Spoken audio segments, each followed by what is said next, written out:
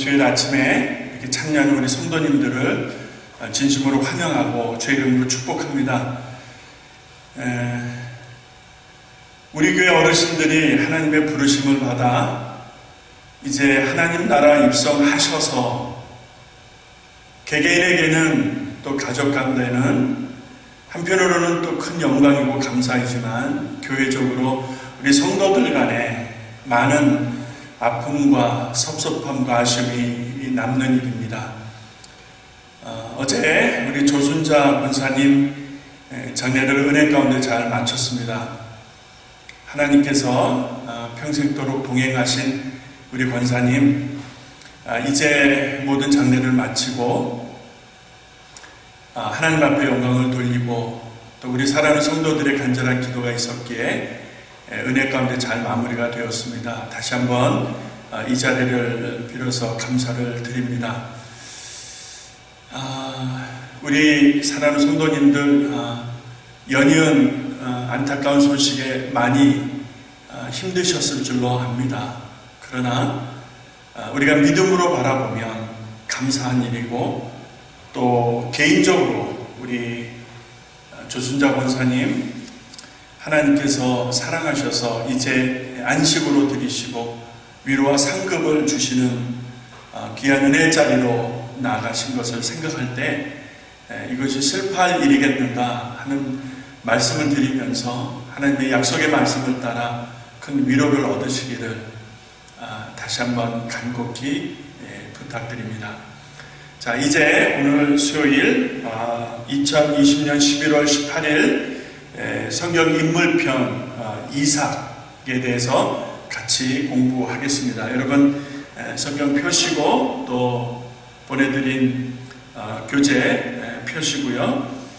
제가 잠깐 기도함으로 시작하도록 하겠습니다. 하나님, 좋으신 하나님 고맙습니다. 오늘도 하나님의 말씀 앞에 모였습니다. 연이은 슬픈 소식으로 인하여 우리 교우들의 삶이 많이 위축되고 또 슬픔 가운데 있지만 하나님 붙들어 주셔서 이 일을 통하여 더욱 우리의 믿음과 삶이 주님 앞으로 가까이 가게 하시옵고 하나님의 말씀을 붙들고 사는 믿음이 되게 하셔서 우리도 언젠가 하나님 앞에 서는 날 부끄럽지 않는 하나님께서 차가고 충성된 종아 수고했다 인정해 주실 만큼 믿음의 경주를 다해갈 수 있도록 도와주시옵소서. 이 시간 하나님 말씀 듣습니다. 말씀이 하나님 귀한 말씀이 우리 심령 가운데 심어지게 하시고 부족한 점은 하나님 말씀 뒤로 감춰주셔서 말씀만 우리 안에서 뜨겁게 운행하시기를 간절히 원하올 때에 예수님의 이름으로 기도합니다. 아멘. 아멘. 자, 지난 시간에 우리가 아브라함을 공부했고요. 오늘 이삭편입니다. 자, 교재에 들어가는 말씀 서론 부분을 잠깐 읽고 우리가 본론으로 가겠습니다. 자, 아브라함과 사라 사이에서 이삭이 태어났습니다. 아브라함의 나이 100세 때 1이라고 말씀하고 있습니다. 창세기 17장, 18장으로 이어지는 말씀을 여러분 참고하시면 좋겠습니다. 아브라함이 하나님으로부터 이제 아들을 낳을 것이라고 하는 약속을 받게 되어집니다. 이때 이 말씀을 들은 아내가 사라가 웃어버립니다. 그래서 이러한 배경을 가지고 이삭이라고 하는 웃음이라고 하는 뜻을 가진 이삭이라고 하는 이름을 짓게 되었다는 것이죠. 자, 이삭이 갖는 중요한 의미는 하나님이 말씀하신 약속의 기업이다 라는 것입니다. 그러니까 그냥 결혼해서 어머니 아버지 사이에서 태어난 자식 중에 하나가 아니라 하나님의 특별한 섭리 가운데에 하나님이 계획하시는 일을 이루기 위하여 기업의 의미, 그러니까 상속되어진 하나님으로부터 온 기업의 의미로 이 아들 이삭을 생각해야 할 것입니다. 하늘의 별과 같이 바다의 모래와 같이 아브라함의 후손을 창대케 하시겠다라고 하나님 말씀하셨잖아요. 그 일을 이제 이삭을 통해서 시작하시는 거죠. 그래서 이 이삭은 하나님이 말씀하신 그 약속을 기업으로 받은 증거다 이 말입니다. 그런 의미가 있다는 것이고 자, 아브라함이 하나님 앞에 부르심을 받았을 때 열국의 아비, 믿음의 조상이 될 거라는 그런 분명한 약속이 있지 않았습니까? 이것을 의심치 않고 순종함으로써 하나님 앞에 믿음으로 살았던 아브라함, 갈대와 우르, 친척, 본토 친척 아비집을 떠나는, 그리고 말씀을 붙들고 나아갔던 그의 삶을 통하여 이제 약속하신 그 기업을 선물로 받게 되는 것이죠. 그런 의미에서 이삭이 굉장히 중요한 의미를, 영적인 의미를 담고 있다는 것이죠. 이런 이삭은 성경에서 강조된 계승된 기업, 하나님의 그 기업이 계승되어지는 것이죠. 그러니까 어느 한때에 끝나는 것이 아니라 할아버지, 아버지, 나 그리고 자식들 그 후대에 이르기까지 계속해서 기업으로 이어지는 의미에서 이삭이 갖고 있는 상징성이 있습니다. 자, 이삭 하면은 순종의 의미가 있고요. 이런 이삭의 삶 전체를 우리가 묵상하다가 보면 그리스도가 보입니다. 자, 이삭의 순종하는 이삭의 삶을 통하여 아브라함이 하나님 앞에 열국의 아비, 믿음의 조상이 되어지는 큰 축복을 이제 누리며 그 삶을 시작하게 되어지는 그 배경 속에 아들 이삭의 순종이 있는데, 그 아들 이삭의 순종을 깊이 묵상하는 중에 보내신 자의 뜻을 따라 순종하며 끝까지 십자가의 길을 걸으셨던 그리스도이신 예수의 모습이 보인다 이 말이죠. 이런 의미에서 영적인 어떤 의미, 방향성, 가치를 갖는 이삭을 우리가 보게 되어진다는 것입니다. 자, 본론으로 들어가서 아브라함은 어떻게 해서 이삭을 기업으로 받게 되었는가? 여러분 교재를 보시게 되면 창세기 18장 그리고 창세기 21장을 배경으로 두고 있습니다.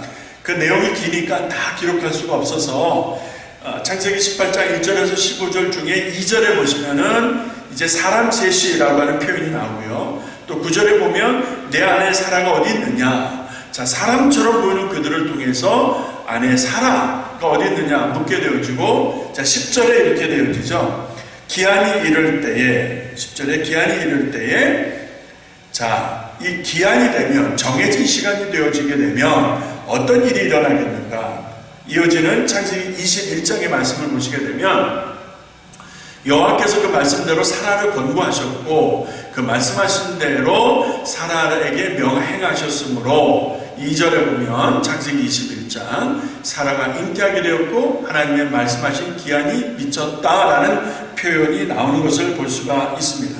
자, 여기에서 하나님께서 아브라함에게 아내 이삭이 어디 있느냐 물으시는 상황과 또한 어떤 기한을 말씀하시는 것을 볼 수가 있는데, 창세기 18장 10절에서 이 기한이 이를 때라는 말은 좀 다른 표현으로, 영어 표현으로 보게 되면 I will surely return to you. 그러니까 지금 이 말씀은 기한이 이를 때가 된다는 말은 내가 다시 너에게로 돌아올 것이야 라는 그런 의미가 되어진다는 것이죠. 그럴 때에 다시 돌아오시는 그 시간, 그 기간이 되면 사라, 내 아내가 잉태하게 될 것이고 자식을 낳게 될 것이다 라는 말이 되겠죠.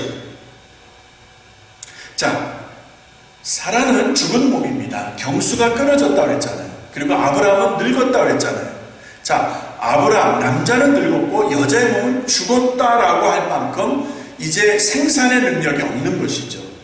자, 그런데 하나님이 다시 그에게 오심으로 말미암아, 그리고 하나님이 그에게 역사하심으로 말미암아 죽은 몸에서 생명이 잉태되어지고, 그리고 아브라함이 100세가 될 때에 아들 이삭을 얻게 되었다라고 하는 말씀이 되겠죠. 그렇죠?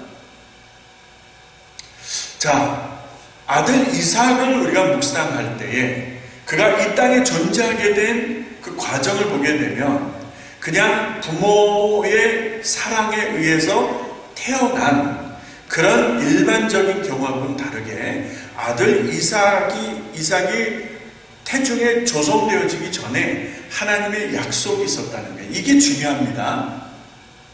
아브라함을 부르실 때, 그러니까 이삭은 존재도 안 할 때죠. 아브라함을 갈대아 우르에서 부르실 때 하나님이 그를 통하여 하늘의 별과 같이 바다의 모래와 같이 후대를 창대케 하시겠다 하셨는데 그 일을 아들 이삭을 통해서 이루시는데, 그런데 나이가 들어서 아브라함은 늙어버렸고, 그리고 아내는 죽은 몸이 되었을 만큼 기능을 상실한 거예요. 경수도 끊어지고, 그렇죠? 자, 그런데 아이를 생산한다? 말이 안 되잖아요. 그런데 태어난 이삭의 의미를 우리가 묵상하다 보니까 사람에게는 불가능하고, 그렇죠? 사람에게는 죽은 몸이고 늙은 몸이었지만 하나님이 기뻐하시고 하나님이 역사하시니까 그 전에 뭐가 있었어요? 하나님의 약속이 있었다고 했잖아요. 하나님의 약속이 있고 그 약속을 이루시기 위해서 기한이 찰 때에, 다시 말해서 하나님이 정하신 때가 되어 하나님이 사라에게 임하셨을 때에 return to Sarah 이 말이죠. 그랬을 때에 죽은 몸과 같았고, 그 다음에 늙어버린 그런 상태에 있었던 아브라함과 사라가 아이를 낳게 되었다라는 것이죠. 아이를 얻게 되었다라는 것이죠.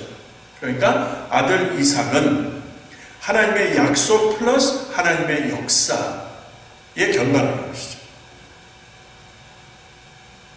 사람은 늙었고 죽은 몸과 같았던 그런 곳에서는 기대할 수 없었는데 하나님의 약속이 이미 있었고, 그리고 기한이 찼다, 기한이 되어서 하나님이 다시 임하셨을 때에, 역사하셨을 때에 그 결과로 아들 이삭을 얻게 되었다.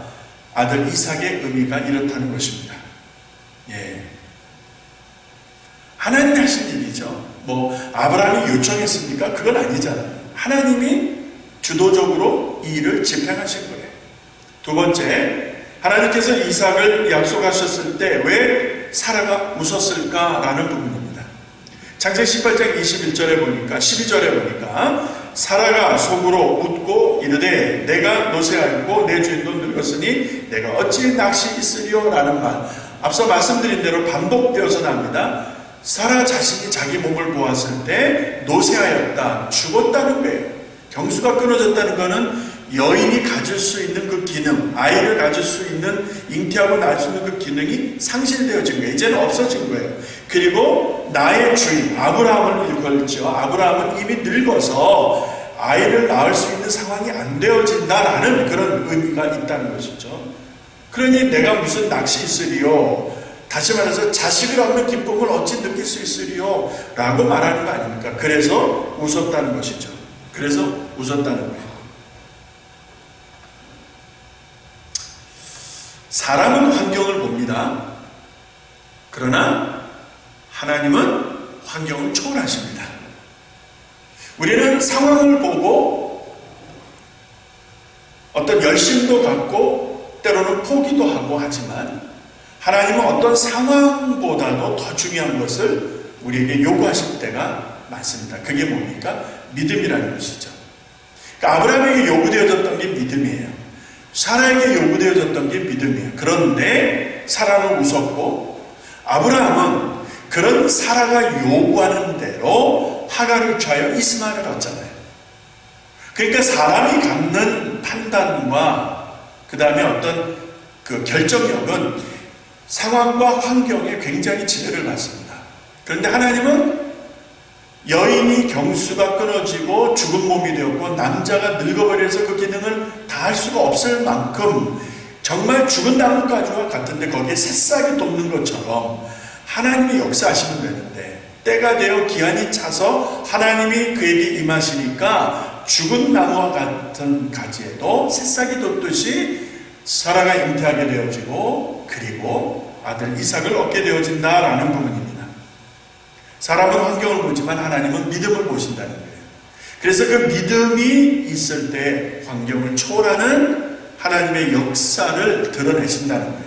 그러니까 우리가 어디에다 초점을 맞춰야 돼요? 환경입니까? 믿음입니까? 지금 잘 안 되고 있는 어려운 환경입니까? 내가 하나님 앞에서 어떤 믿음을 가지고 있는가의 문제입니까? 우리는 믿음에 대해서 고민을 잘 안 하는 경향이 있어요. 그냥 교회만 다니면, 직분만 받으면 믿음이 그냥 덤으로 같이 정비례해서 가는 걸로 생각하지만 천만의 말씀이죠. 하나님의 말씀을 읽고 묵상하고 그 말씀 안에서 정말 웃고 웃는, 정말 말씀을 통해서 하나님을 경험하는 체험이 있고 그 말씀을 끝까지 순종함으로 온전한 믿음을 이루는 이 과정이 없다면 정말 우리가 믿음으로 사는 삶이 불가능해집니다. 믿음은요, 하나님과의 관계예요. 하나님과의 관계죠. 그 믿음이 좋다는 것은 하나님과의 관계가 좋다는 것이에요. 하나님과의 관계가 좋다는 말은 믿음이 좋다는 말입니다. 이 믿음이 있으면 환경을 초월한다는 거예요. 환경을 이겨낼 수 있다는 거예요. 어렵지만 감당할 수 있다는 거예요. 힘들지만 인내할 수 있다는 거예요. 그런데 믿음이 없으니까 조금만 힘들어도 불평하고 조금만 어려워도 포기하고 남 탓하고 환경 탓하고 조상 탓하고 부모 탓하고 하는 거 아니겠습니까? 자, 믿음이 있다면 하나님 앞에서 갖는 내 삶의 태도이니까 여러분 어려운 환경 속에서도 하나님을 보니까 인내가 되는 거예요. 어려운 환경 속에서도 억울해도 하나님을 바라보니까 참을 수 있는 거예요. 아브라함에게 요구되어진, 사라에게 요구되어진 믿음이 바로 이런 의미가 있다고 볼 수가 있겠죠. 세 번째로 넘어갑니다. 자, 이삭을 제물로 바치라는 말씀에 순종한 아브라함이 아들 이삭을 드리고자 했을 때 이삭은 어떻게 반응을 했는가? 창세기 22장 아주 결정적인 장이죠. 그동안 많은 일이 있었지만 창세기 22장에 와서 이제 열국의 아비 믿음의 조상이 되는 결정적 사건, 아들 이삭을 번제로 드려야 되는 이 기사가 등장하고 있는 것을 볼 수 있습니다. 아브라함이 하나님의 명을 받아 아들 이삭을 드리는데 이 과정에서 아들 이삭이 보여준 태도라고 할까요? 그의 모습을 우리가 눈여겨볼 필요가 있겠습니다. 창세기 22장 8절에서 10절에 보게 되면 아브라함이 가로되 아들아 번제할 어린 양은 하나님이 자기를 위하여 다 준비하신다 이렇게 말씀하죠. 그리고 이 둘이 아브라함과 이삭이 앞으로 나아갈 때 하나님이 그에게 지시한 곳에 이른지라 이 아브라함이 그곳에 단을 쌓고 나무를 벌려놓고 그 아들 이삭을 결박하여 단 나무 위에 놓고, 이해가 되시죠? 아들 이삭을 묶어서 제물을 바치듯 단 위에다 놓은 거예요. 그리고 10절에 손을 내밀어 칼을 잡고 그 아들을 잡으려 하더니 라는 이 말씀 여러분 잘 보시기 바랍니다. 지금 아브라함은 100세가 훨씬 넘은 노후를 가진 노인입니다. 아들 이삭은 아직 피가 펄펄하게 끓고 있는 그런 어린 나이, 젊은 나이라 말씀드릴 수 있겠습니다. 자, 하나님이 준비하신다고 하는 제물은 보이지 아니하고 아버지가 갑자기 자기를 묶고 결박해서 단위에 놓고 제물로 잡으려고 칼을 들이대는 거예요. 여러분 이 장면을 잘 보셔야 됩니다. 늙은 아비가 자기를 묶을 때 묶임을 당하는 이삭, 칼을 들고 자기 심장을 꽂으려고 하는 아버지를 보면서 반응하지 아니하고 가만히 있었던 아들 이삭. 여러분 이 모습을 잘 묵상하시기 바랍니다. 결박하잖아요.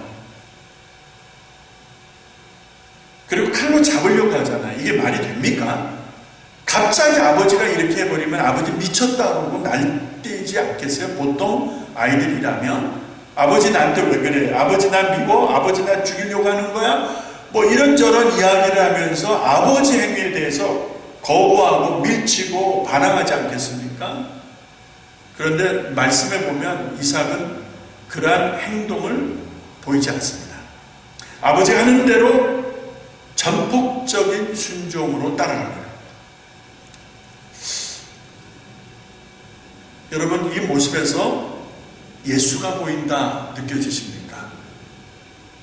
엘리 엘리 라마 사박다니, 아버지 왜 나를 이렇게 십자가에서 죽게 하시고 버리시는지, 우리 주님이 탄식 울부짖는 그 어떤 의미에서 통곡에, 그죠?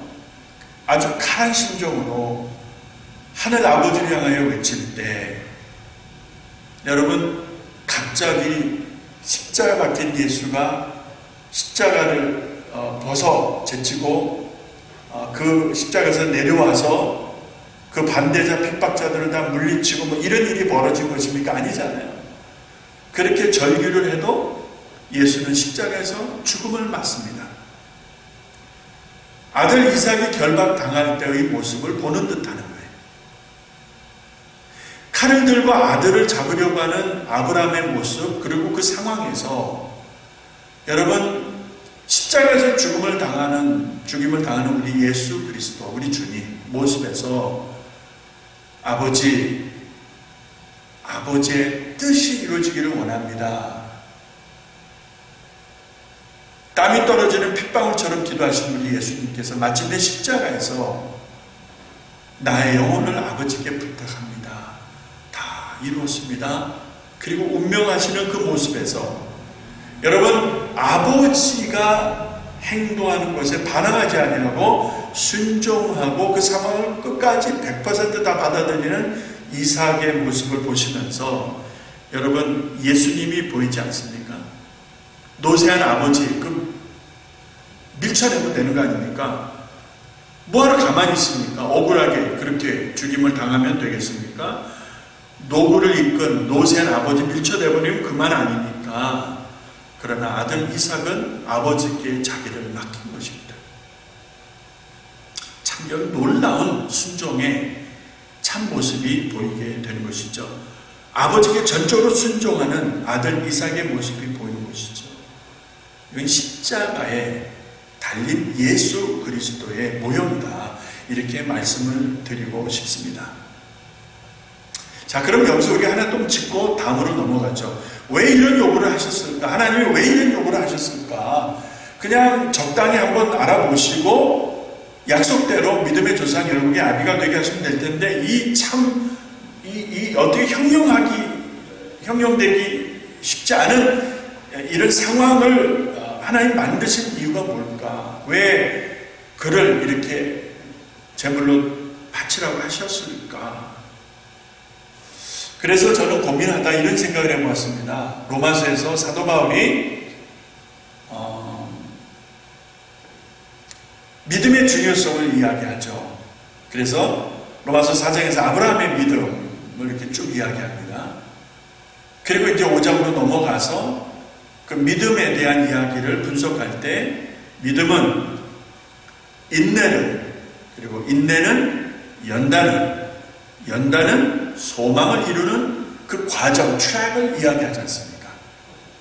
자, 하나님께서 열국의 아비가 되게 하고 믿음의 조상이 되게 하면 되는데 왜 아브라함에게 이런 정말 고통스러운 순간을 허락하셨을까, 지나가게 하셨을까 보았더니, 자, 하나님께서 아브라함을 갈대아우르에서 부르시고 그런 그 여정을 통해서 가나안에 들이시고, 가나안에 기근이 있을 때에 애굽으로 갔지만 우여곡절 끝에 돌아오게 되어지고, 자, 이런 전체의 과정에서 아브라함은 믿음을 배워갑니다.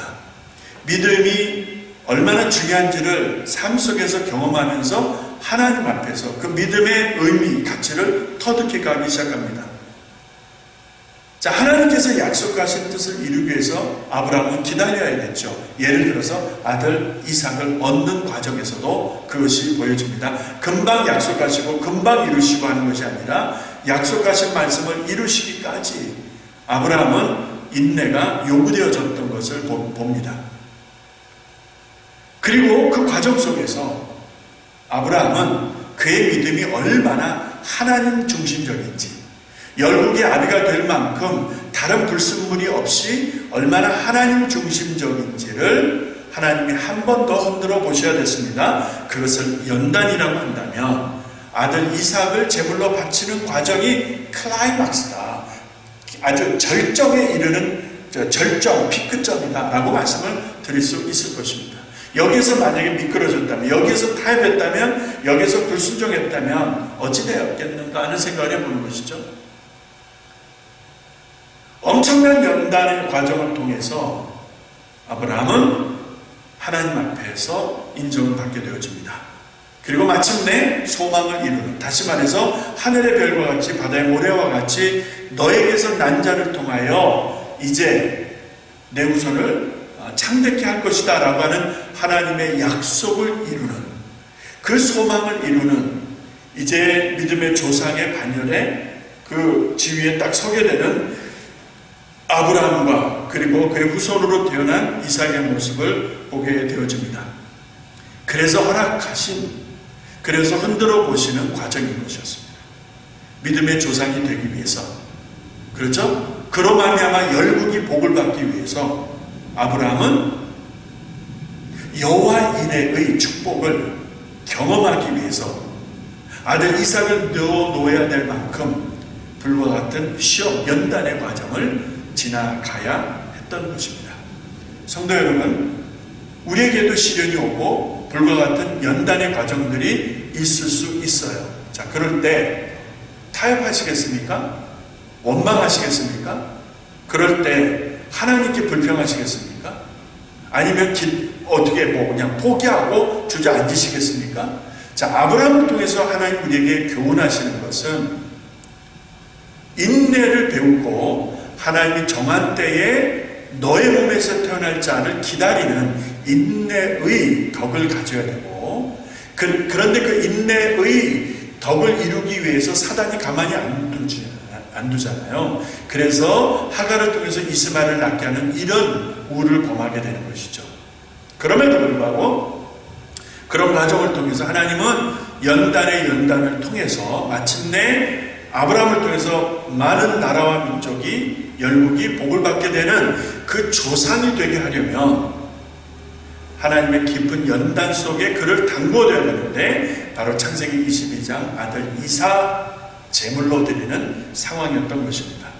여러분, 이렇게 어려운 상황들이 우리 안에도 있을 수 있다는 거예요. 여러분과 저의 삶 속에서도 하나님이 요구하시는 그런 깊은 고통의 어떤 시간들이 있을 수 있다는 것이죠. 그럴 때 하나님, 나 이거 못 내나? 이것만큼은 안 돼. 이러고 하나님을 설득하시겠습니까? 아니면 하나님을 원망하시겠습니까? 우리가 아브라함처럼 아들 심장에 칼을 꽂는 심정으로 하나님 말씀에 순종하며 나갈 때 여호와 이레가 오늘 우리의 삶 속에서도, 우리의 삶 가운데서 하나님이 주시는 은혜인 줄로 믿으시기 바랍니다. 너희는 먼저 그의 나라와 그의 의를 구하라. 그러면 뭐라고 하셨어요? 이 모든 것을 너에게 더하시리라. 하나님을 기쁘시게 했더니 이 모든 것을 하나님이 더하시잖아요. 여호와 이레가 바로 이거예요. 할렐루야. 누가 여호와의 이레, 하나님이 채우시고 하나님이 넘치게 하시는 이 역사를 누가 누립니까? 하나님을 기쁘시게 하는 자, 다시 말해서 먼저 그의 나라와 그의 의를 구하는 자의 삶이어야 한다는 것이죠. 자, 그 다음으로 넘어갑니다. 자, 이삭이 결혼할 때에 그 과정을 묻고 있습니다. 그의 부인은 누구이고, 질문이 조금 제가 정정을 했어야 되는데, 자, 아들 이삭이 이제 결혼하는 과정에서 아브라함이 어떤 모습을 보여주고 있는가, 그리고 그의 부인을 어떻게 얻게 되었고, 그의 부인의 이름은 무엇인가, 이제 이런 아들 이삭이 가정을 이루게 되는 과정에서 질문을 드리는 것입니다. 창세기 24장 1절에서 7절, 그 다음에 26절에서 27절 말씀을 꼭 유념해서 보시기 바랍니다. 자, 여기서 분명한 거 하나는 아브라함이 믿었던 늙은 종을 부릅니다. 그리고 보내잖아요.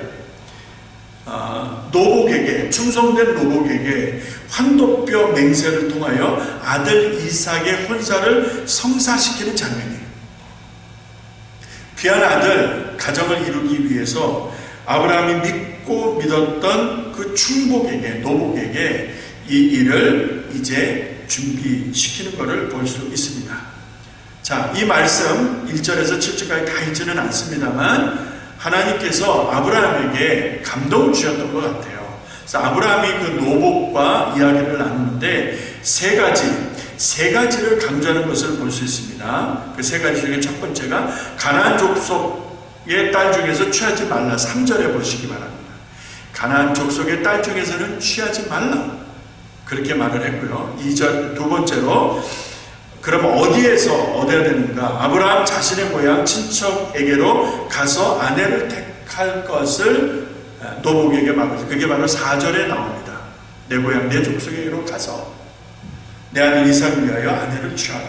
그 다음에 세 번째가 만일 여자가 가나안으로 시집오지 않는다 해도 이삭을 본토 땅으로 데려가지 말 것을 말합니다. 데리고 오라는 의미가 되겠죠. 자, 이러한 5절에서 8절에 나오는 말씀을 이제 참고하시면 되는데요.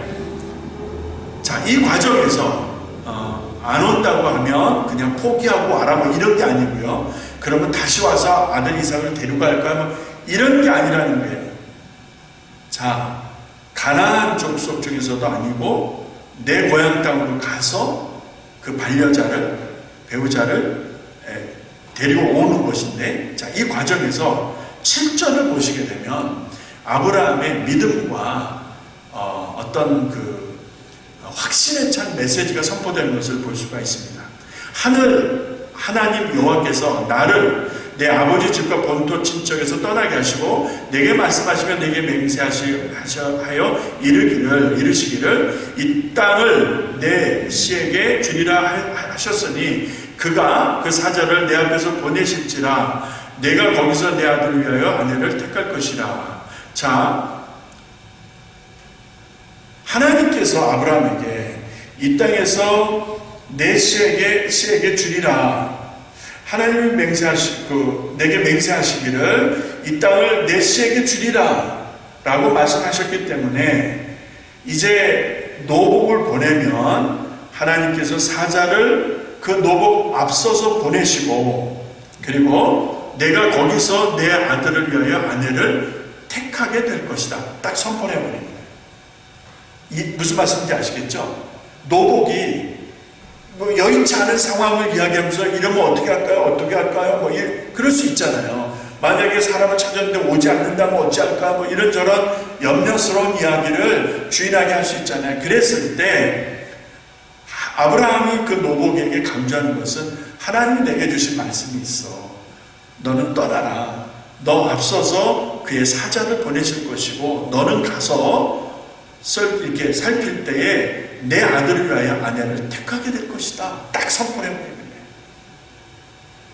거예요. 여기에서 우리는 아브라함의 어떤 확신과 믿음의 그 퀄리티를 볼 수가 있는 것입니다.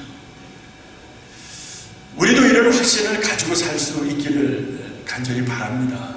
하나님의 약속의 말씀을 딱 붙들고요. 어떤 일을 진행할 때에 하나님이 주실 줄로 믿습니다. 말씀의 근거에서 보니까 하나님이 이렇게 이끄실 줄로 믿습니다. 하나님의 영광과 능력을 선포하고 이미 받은 것을 확신하여 선포하는 주실런지 안 주실런지 코가 석자이듯이 염려, 걱정, 불안 이게 믿음이 아니잖아요.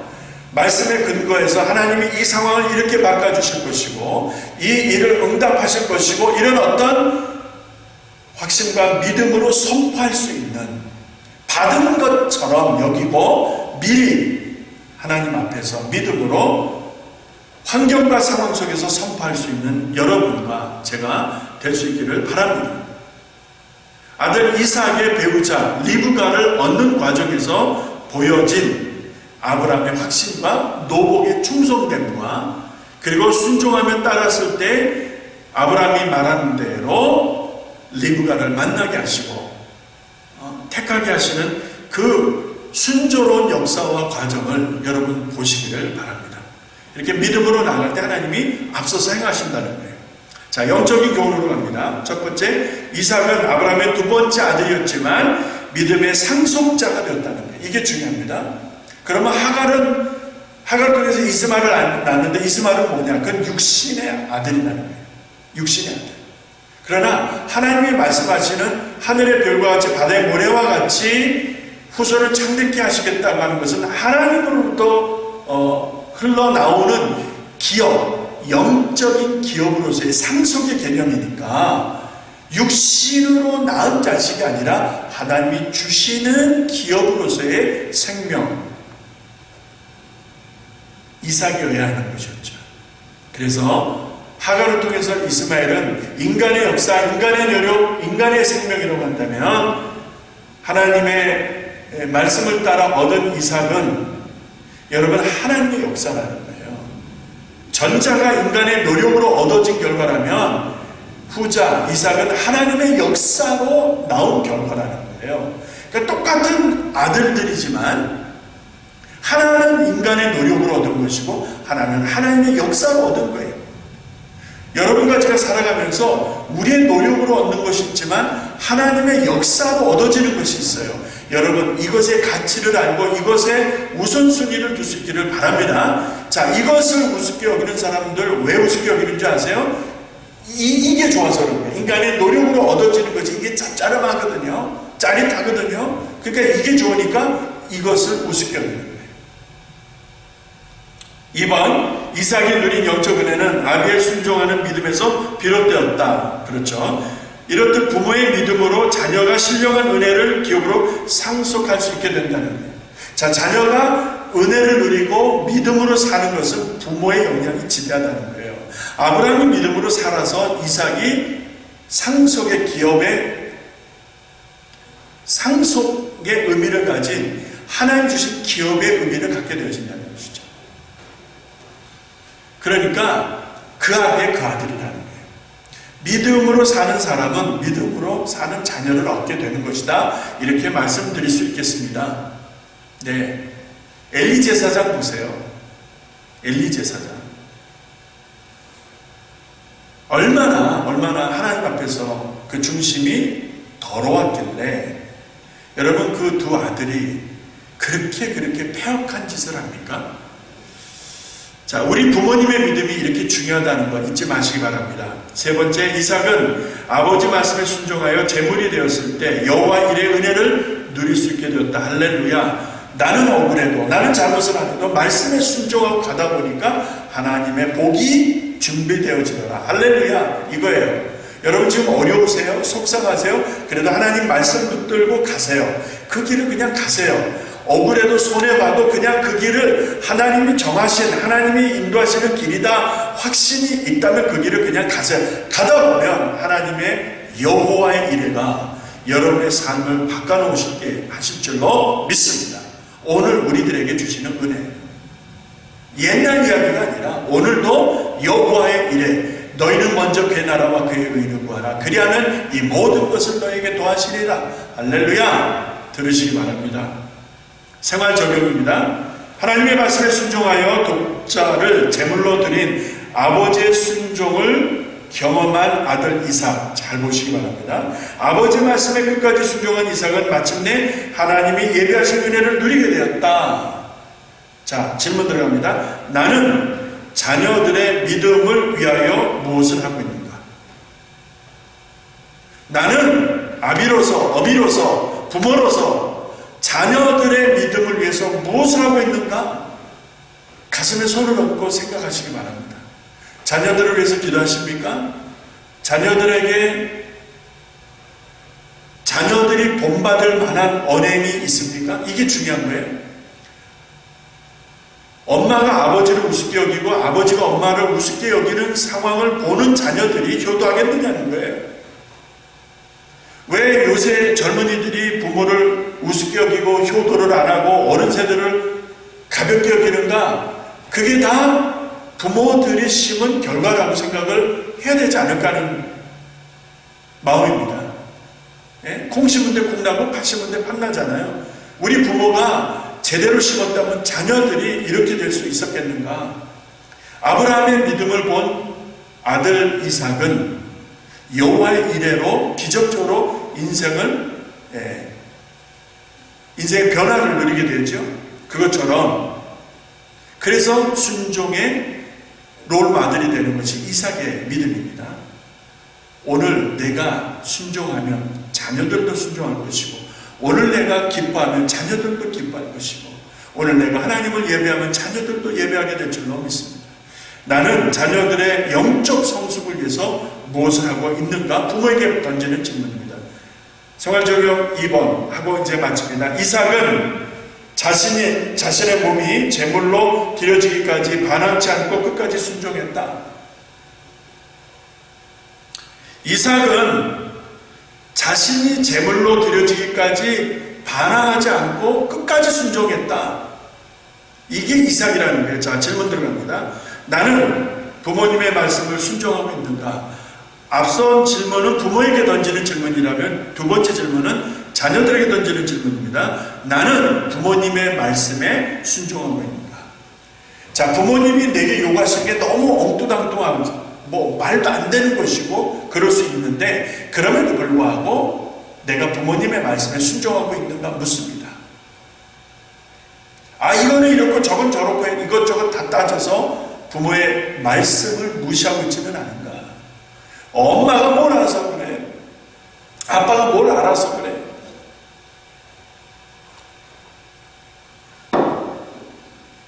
이렇게 부모를 무시하고 있는 것은 아닌가.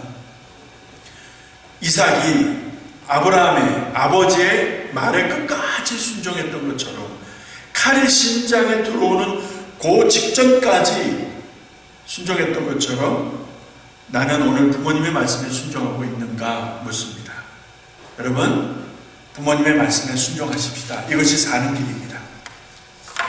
할렐루야. 다음 시간에는 이제 야곱에 대해서 공부하도록 하겠습니다.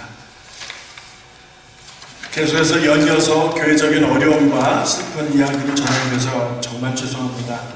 유가족들 위해서 기도해 주시고 우리 성도님 한 분 한 분 정말 믿음으로 살아갈 때에 하나님께서 그 순간순간 인도하시며 그 삶을 지켜주실 것입니다. 자, 그러면 이 남은 한 주간도 주 안에서 말씀 붙들고 승리하시기를 간절히 바랍니다. 제가 기도하고 마치겠습니다. 하나님 고맙습니다.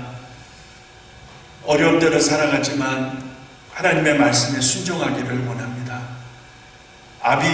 아브라함의 말에 순종했던 이삭을 잠시 우리가 생각해 보았습니다. 억울하게 죽임을 당할 수 있었던 순간에도 아버지에게 끝까지 반항치 않고 순종했던 이삭을 통하여 예수 그리스도를 보고 느낄 수 있듯이 오늘 우리들에게 부모님의 말씀에 순종하는지 하나님의 말씀에 순종하는지를 돌아보게 하시오니 감사합니다. 따지지 않고 불평치 않고 원망치 아니하고 포기하지 않고 타협치 아니하며 하나님의 말씀 붙들고 나아가는, 그래서 순종의 놀라운 역사를 이루는 우리 성도들 모두 되게 하여 주옵소서. 예수님의 이름으로 기도합니다. 아멘. 자, 승리하시기 바랍니다. 감사드립니다.